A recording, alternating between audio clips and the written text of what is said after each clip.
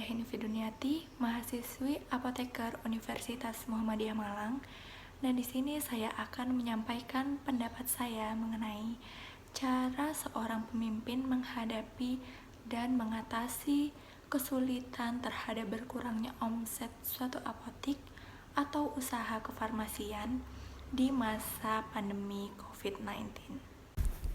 Seperti yang kita ketahui, saat ini seluruh dunia sedang dihebohkan dengan adanya wabah virus corona. Virus ini menyebar sangat cepat dan menyerang semua orang dengan beragam usia.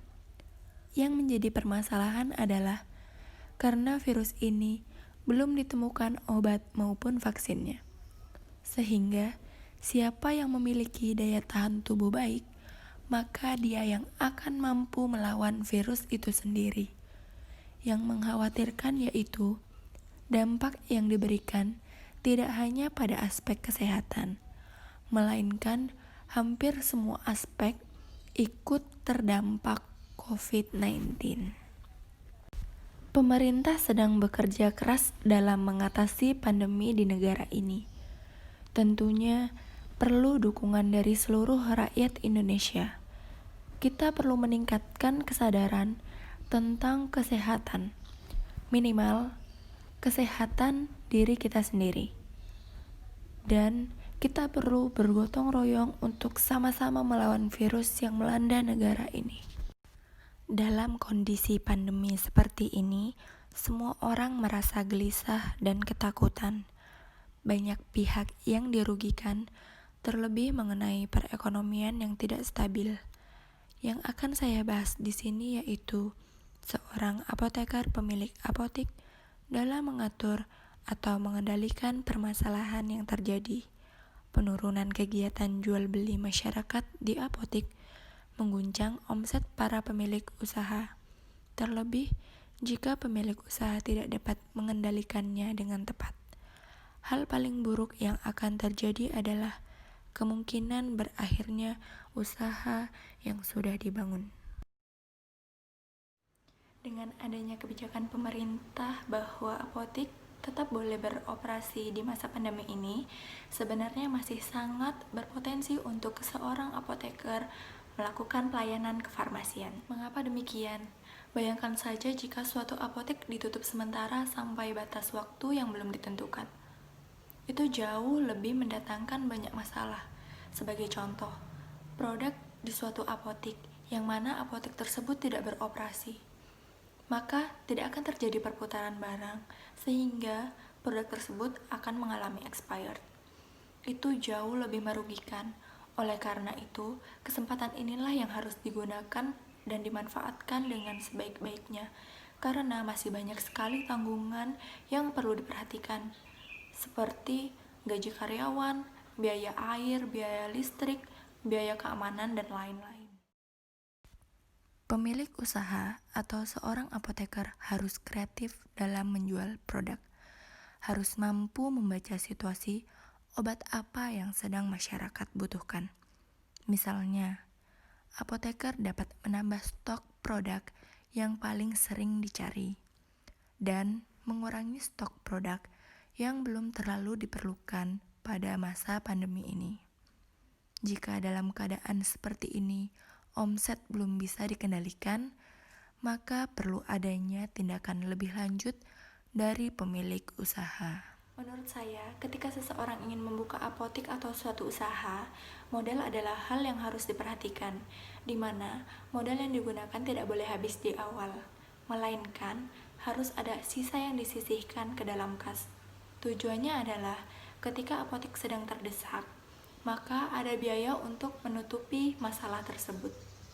Selain adanya kas utama, apoteker harus mampu mencari strategi lain. Takutnya kas yang dimiliki tidak cukup untuk mengatasinya. Harus ada cadangan kas yang diperoleh dari laba bersih. Laba bersih dapat disisihkan lagi sebagian sebagai biaya tak terduga atau tabungan suatu apotik yang diperoleh dari tahun-tahun sebelumnya. Sebagai contoh, laba bersih suatu apotik per bulannya adalah 10 juta. Apoteker dapat menyisihkan setengahnya atau 5 juta ke dalam cadangan kas. 5 jutanya lagi adalah tabungan pribadi pemilik usaha atau apoteker. Besarnya biaya yang dimasukkan ke dalam cadangan kas disesuaikan lagi dengan keperluan apoteker. Intinya, harus ada biaya yang disisihkan ke dalam cadangan kas. Jika yang saya misalkan tadi adalah setengahnya, itu tidak menjadi patokan. Kita bisa menyisihkan sepertiga atau seperempat dari laba bersih yang kita peroleh. Gaji karyawan dan pengeluaran tetap dapat diambil dari kas utama sebelum mengusik cadangan kas, agar ketika kas utama digunakan, pemilik usaha masih memiliki tabungan untuk apoteknya tersebut. Tindakan lainnya yang dapat dilakukan adalah mengurangi pemakaian listrik dan air agar tanggungan yang dikeluarkan tidak terlalu besar. Memang sudah menjadi kewajiban seorang pemimpin untuk mempertahankan apa yang telah dibangun. Mengatasinya juga harus dengan cara yang tepat. Tidak boleh terburu-buru dalam mengambil keputusan untuk memberhentikan karyawan atau bahkan mengakhiri usaha tersebut. Terkecuali jika memang usaha tersebut sudah tidak dapat dipertahankan lagi. Waktu dan kesempatan yang ada harus dijadikan semangat dan motivasi untuk mencari cara agar usaha kita tetap berjalan dengan lancar. Meskipun nanti hasilnya tidak sesuai dengan apa yang kita harapkan dan kita perkirakan, setidaknya kita sudah mampu mempertahankannya. Setelah pandemi COVID-19 ini berakhir, pelan-pelan apoteker harus bangkit kembali dalam membangun dan mengembangkan apotek tersebut. Penyelesaian masalah seperti ini yang tidak boleh diabaikan oleh seorang apoteker. Dan juga, apoteker harus ikut serta dalam membantu teman sejawat melawan virus ini, meskipun hanya dari rumah. Apoteker juga harus memberi contoh kepada masyarakat yang datang untuk tetap menjalankan protokol kesehatan ketika berada di luar rumah. Elemen paling penting yang harus dimiliki seorang apoteker adalah kemampuan untuk berkomunikasi, entah dengan pasien maupun dengan karyawannya sendiri. Komunikasi harus bersifat fleksibel. Pemimpin harus memahami bagaimana berkomunikasi secara efektif yang dapat meningkatkan pencapaian apotek tersebut. Ketika apoteker mampu melakukan hal itu, di sisi lain, apoteker juga harus menjadi pendengar yang baik, terutama bagi karyawannya sendiri. Mereka akan bekerja lebih nyaman ketika bisa sharing dengan pemimpinnya. Tidak merasa takut ketika ada hal penting yang perlu dikomunikasikan. Sehingga karyawan juga tidak merasa bekerja dalam tekanan. Tak sedikit masalah yang akan datang ketika pemimpin mampu membangun hal yang diharapkan. Maka dari itu, pemimpin juga harus jauh berpikir ke depan. Tidak boleh pasif dalam menggali ilmu atau bahkan merasa malu bertukar pikiran dengan orang yang ada di bawahnya.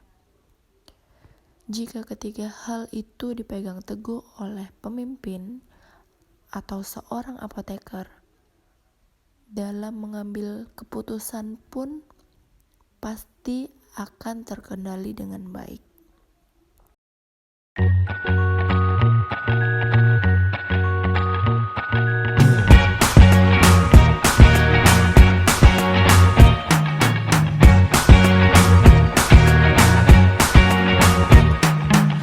Forget the day we met. Your eyes so blue, me pressing through.